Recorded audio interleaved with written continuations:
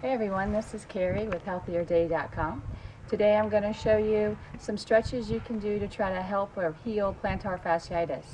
So the main muscle complex that you want to stretch is what we call your gastroc-soleus complex or your calf. So we're going to stretch those muscles as well as that fascia that lies on the bottom of your foot. So you can do the stretches either standing up or sitting down. I'll show you standing up first. What you want to do, I'm stretching my right foot, is you want to place your hands against a wall, or here I'm outside playing with the kids, so I'm stretching against the fence. You're going to put the foot you're stretching back, and you're going to lean into that stretch, bending the front foot. You should feel it stretch along here in this calf muscle. Stretch this way. And as you can refer back to my Do Kids Really Need to Stretch article and video, you'll see that it talks about, research shows that depending on your age, you need to stretch from 30 to 60 seconds. So that's the first stretch. That stretches one muscle of that complex. To stretch the other, you simply drop that knee down. You'll feel the stretch a little bit deeper in the muscle, and you'll feel it more along that soleus muscle. Again, 30 to 60 seconds. So that stretches those two muscles of your calf. If you're having trouble feeling a stretch with that, some of us are hyperpronating or we flatten our feet too much. You can notice here I'm stretching with my shoes on, but if you can't feel that stretch, then what you want to do is stretch with your shoe off, and then you can place something here. I have a tennis ball, and I usually use like a rolled up hand towel. Put it right in the arch of your foot as you stretch forward, and what that's going to do is make sure you stretch that muscle, not get the motion through your foot, so you actually feel a stretch in the muscle. So now I'm going to sit down, and I'm going to show you how to do those same two stretches but sitting. So you can do these on your floor or in your bed. Now it works well if you have some sort of tool to use. Here I have a belt. You can use a dog leash or a large towel.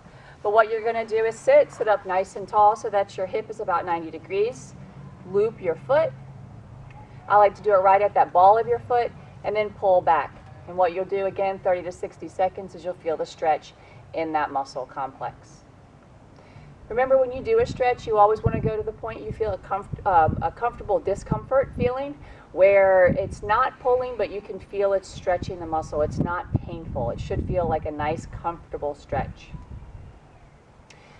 Then the other thing you can do to really stretch the bottom of this fascia is to hold your foot. This one you do have to have your shoe off for. Hold your foot. Grab that ball of your foot with one hand. This is called a great toe stretch. Pull that great toe, or we also call it our big toe, back. You got to kind of block that with that motion, and you'll feel that stretch right through there, through that fascia, right here along this. So you're going to pull that toe back. One thing I like to do when I was suffering from plantar fasciitis is I keep this tennis ball on my bedside. So as the article states, when you sleep, you kind of point your foot this way. This fascia under here gets shortened, and then when we step on it in the morning, we rip the fascia by stepping on it and putting weight through it this way. So what I like to use is this tennis ball before I get up in the morning. So I put the tennis ball on the floor, and then I roll and massage my foot this way. And what that does is it loosens up the fascia, it gets it ready so that when I step, I'm not ripping it. It's already nice and warm. You can also keep this at your desk so that before you get up, after you've been sitting for a long time, you can stretch it that way. I don't have a step here, but the other stretch I like to do, I'm going to stand up and show you one more stretch. The other stretch I like to do is off of a step. So what you would do off the step is drop this one foot down, and then again you'll feel that stretch a little bit more through the fascia as well as the calf. So you put both feet on the step, and then you drop the foot down this way. You can kind of get it, same thing against a wall or here the fence. When you put your foot up on it and pull into it, you can feel that same stretch.